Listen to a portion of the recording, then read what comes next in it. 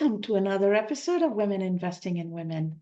My co-host Robin and I are delighted week after week to bring you amazing women from around the world doing wonderful things to make this world a better place. And today is going to be no different because you are going to be amazed by the woman we have joining us all the way from Australia, joining us at an ungodly hour, just so that we can have this conversation and share it with the world. And when we think of security, I want you to think about security in every sense of the word. We women care about security, physical security, financial security, emotional security, cybersecurity, and how cybersecurity can interact and collide with our financial security, and how all of these different domains of security can come together and either help protect us or, if we're not careful, harm us, is going to be the fascinating conversation we're going to have. So Robin, take it away.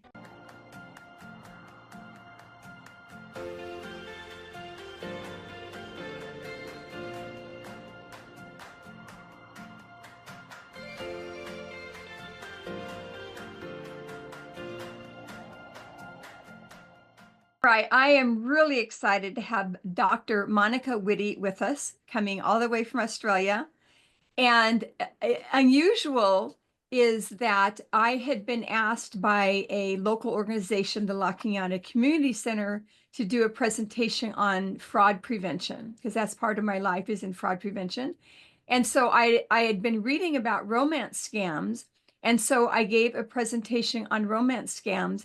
And as I'm doing my research on this, the same name kept coming up, Monica Whitty, of doing this really terrific academic research on romance scams, which primarily affect women. Definitely men are targeted as well, and they're being targeted perhaps a little bit more now, but definitely they target women. And so I thought, oh my gosh, I'm going to hunt her down and say, will you be on our podcast and talk about romance scams and women? And so we are just beyond thrilled to connect someone from Australia to someone in Los Angeles and someone in Dallas, Texas, with Cass there. So my first question is, how in the world did you get involved with researching romance scams? And to the audience, Monica, Dr. Whitty, is the head of cybersecurity in her university, in training in her university. So how did you get focused on the romance scams and get into doing this academic research in romance scams? Yeah, sure. And it's an absolute pleasure to talk to you today too. My professorship is in human factors and cyber security, and I actually come from a psychology background. And I first got into research on romance scams because it was brought to me as a problem in the UK from law enforcement and other people.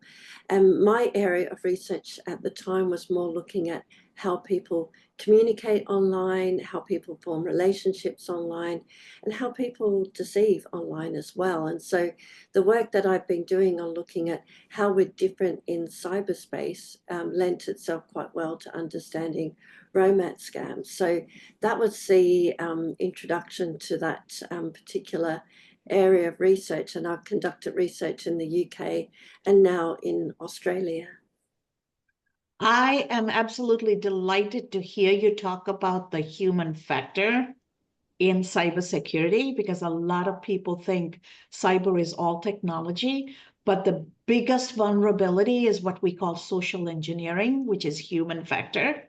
And I work for a tech company as a CFO and COO. Cybersecurity is part of our services to governments, universities, not-for-profits, and corporations. And the interesting part is people don't realize when they use their company device for social media, how much they are creating vulnerability.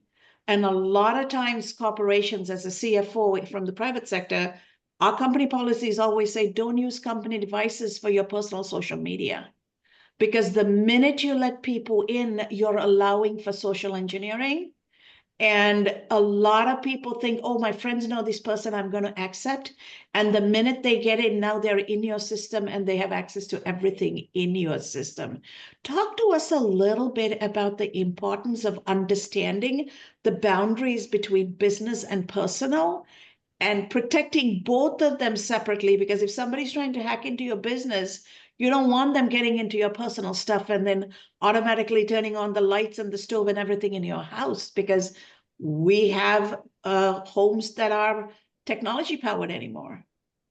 Yes, so you're absolutely right. The human factor is so important and it is very complex. And unfortunately, what happens is that technology is often created not thinking about how humans use technology, and even still today, especially with the cybersecurity element.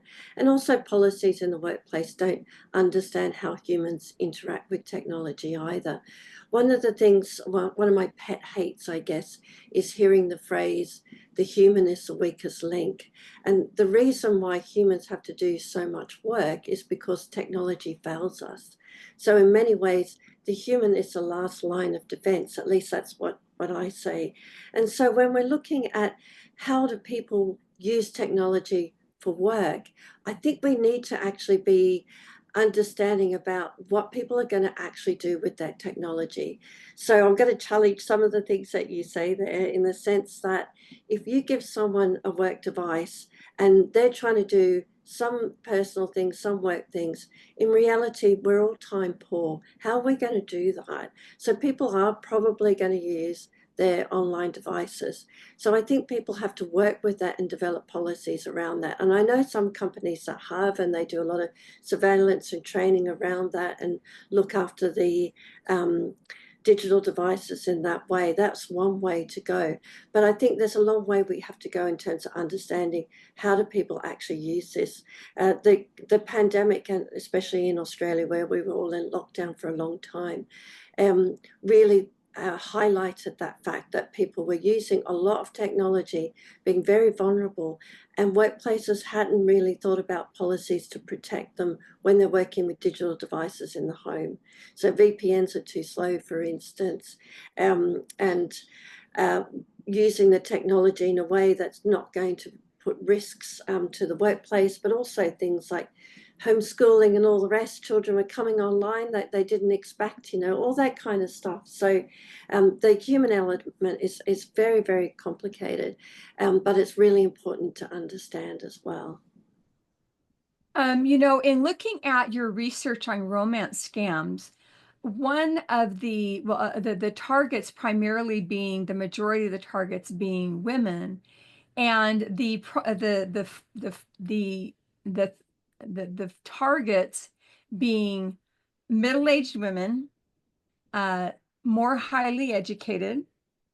And what are some of the other factors that you found, some of the other commonalities between, where they're focusing on women? And Yeah. I'm in that demographic. So let me explain to you how they got to middle-aged women in the first place. So it used to be more men that were the target, and over time, and because men were using the internet more, and it was far more a sexual version of the romance scam, and so the male version of it is a little bit quicker, in the sense that if they don't meet the woman eventually, they don't want to know them because it's more of a sexual thing, and so they'll move on, and there'll be multiple scammed, but often not the same one.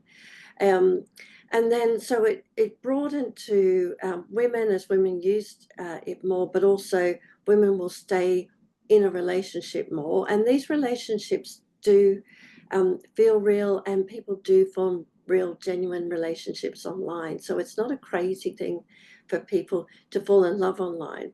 Why middle-aged women? It's more because they have more access to assets, so they've got more money to be able to hand over. And so as time went on, the criminals realized, I'm going to get more money from this particular age group and from women because they're more likely to hang in on this scam.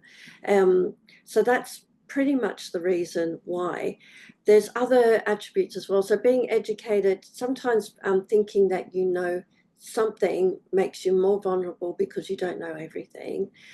Being more educated might mean that you're more likely to use technologies, feel brave to use new technologies, but that makes you more vulnerable because you're using more of them.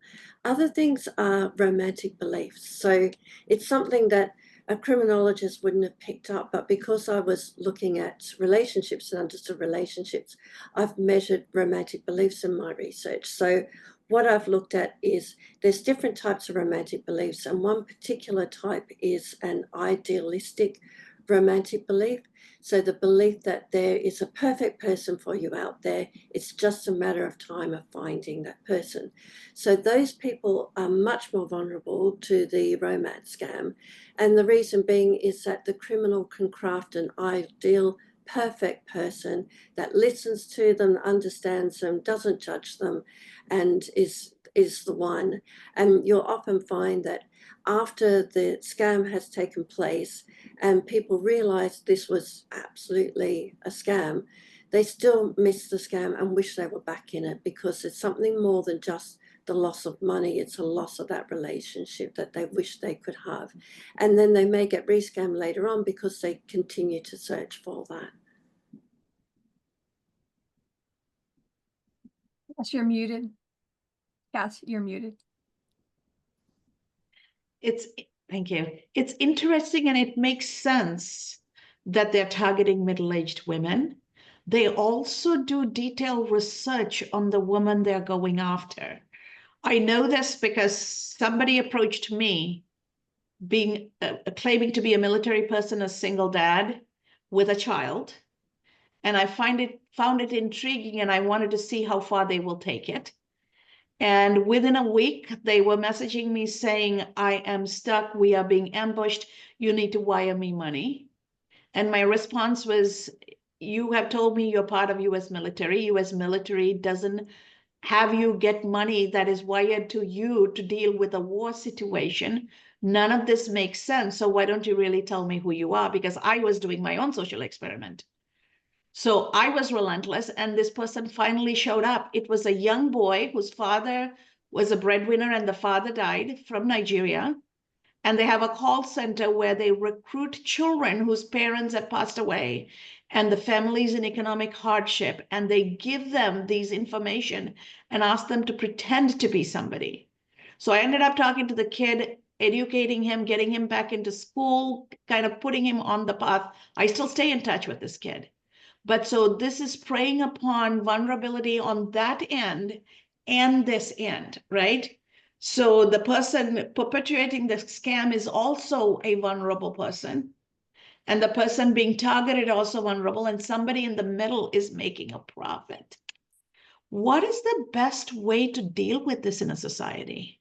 Yeah, just to take you back to that, most of the criminals are people that are university students in Nigeria and Ghana, or they'll be expat elsewhere.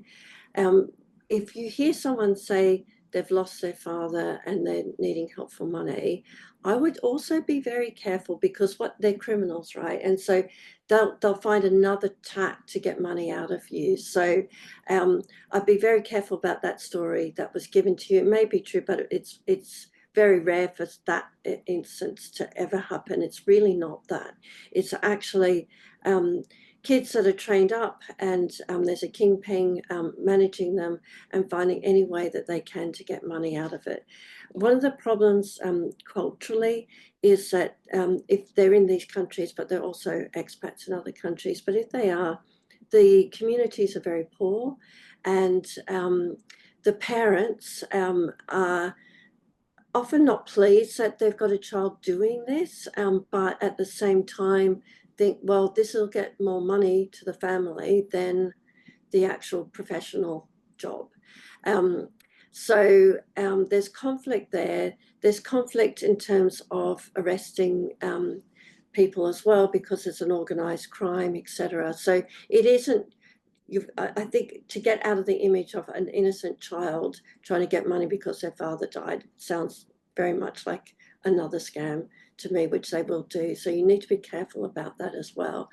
The other thing that scammers will do is when people say, I've worked it out, I've been told by law enforcement that you scam me, is they'll show the picture of themselves and the video of their genuine selves and say, yes, I did scam you, but I fell in love with you along the way. And that also is another way to get people on the hook. The military person with the widow and it, you know, not being able to see the person is a very, very common one, or an engineer is another one. The reason why is they're a person on authority, so women like that, and that seems more trustworthy. They're usually general, they're usually a higher up position in the story that's not real. And also then they've got a good story for why they can't see you. So if they're in the army, they're in a respectable position, and they really can't leave to be able to see you. So that sets up the scam in a way that helps explain all of that. And I would say that a challenge on saying that women are weak by giving money. I think women are kind and thoughtful and respect others and well connected to others, and I think that's what they prey on as well. And also what the criminal usually does is not say that the money won't be returned, but the part of the storyline is they've got lots of money, they just can't get access to it. And so the person believes they're giving money and trusts that they will get the money back later on down the track. So it's very complicated, but also what you described, it's showing the norms that we have in society. If a kid needs help and support because his father's died, or if someone in the military desperately needs help to look after their child, etc., then your norm of behaving is to be helpful. That's what humans are. So they're triggering that, right, as well. It's like they're triggering the normal ways that we live in the world. Mm-hmm. You know, I know our time is really flying by, but what are some of the core ways that women can shore up their emotional resources so they become less vulnerable Yeah. to these types of scams? Yeah, so I've got a few words of advice.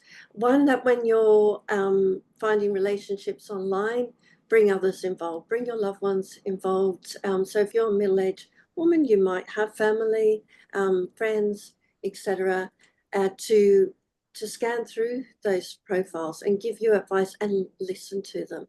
Listen to them. Even if your heart wants to tell you something else, listen to your friends and your family, because the criminal will try and push you away from them. But what I would also say is actually the way to do relationships online is to meet that person very quickly, because we get too enamored with someone online, even if they're a genuine person, and people are very regularly disappointed when they meet them face to face. So and if they won't meet you in the first 2 weeks, don't listen to their excuses. Just let it go and move on, because once you're being groomed, it's really, really hard to move out of that. And if you communicate long with someone, you're more likely to be on a suckers list as well. And what that means is your profile is being sold off to other people, and you'll be approached by other scammers of different types of scams, because they'll think you're a prime victim for them as well. That's absolutely brilliant advice. And what's coming up for me as we go towards wrapping this up is we're living in a world of AI. Yes. And AI, as much as AI is being used to combat all of this and assure up cybersecurity, AI is also being used to prey on people and create cyber vulnerability, right? So AI is being used on both sides, and AI can appear to be you. I mean, for all we know, I mean, I could be an AI talking. Exactly, and it looks so good now. The fake, they used to use it many years ago, the fake videos, the deep fakes. Now it's seamless. So, and the voices that they pretend they are a woman, a man being a woman, a different ethnicity. The technology's so good, and the scripts are so good now too, because they can use AI to do that. So you can't pick it up anymore. I think to think that people can spot a scam, I think we need to get rid of that kind of view and actually just do safe practices when we're developing relationships. So we definitely want to know how people can get a hold of you. So if you can share with the audience how people can contact you to learn more about your research. And if you have a final, I know you gave us some wonderful golden nuggets, but if you have one final golden nugget you'd like to share, we would love to hear it. Sure. I'm at Monash University, so you can find me on the Monash University webpage. You'll find my email address there as well. I'm the head of Department of Software Systems and Cybersecurity in the Faculty of IT. So you'll be able to, you can find academics easily through online searches. Any further golden nuggets? I mean, we are in times where we have got AI and technology that's incredibly well developed now. And so I think what we need to be really rethinking about is how we go about our daily activities online and how to be safe online and do things differently. Being aware of things doesn't necessarily protect us. So we have to think, what are our behaviors and what is it that we can do better? We can patch our computers better. We can only respond to people that we actually know, do checks on people when they contact us, be very careful about links, do our emails in one particular time of the day rather than sporadically when we're not tired, because that's when we're likely to make mistakes. Yeah, and still have fun online, right? It's still there. We shouldn't be afraid of it. We just need to actually use this space in a safer way. And as women, we can all connect together and help each other as well. I think that's our really strongest line of defense, is supporting one another. Absolutely right. This has been an amazing conversation, a very real conversation about issues that women are truly facing and truly subjected to. So thank you so much, Dr. Monica Whitty. It has been a pleasure talking to you. And to our audience out there, this is Women Investing in Women. That means we look out for each other. We're each other's blind spot watchers. And we are also protectors of each other, right? We're our sisters keepers. So be vigilant, be aware, help out the women in your network, help out the women in your neighborhood, because it's going to take all of us to protect all of us. And only together we can stay safe physically, mentally, emotionally, and in the cyberspace.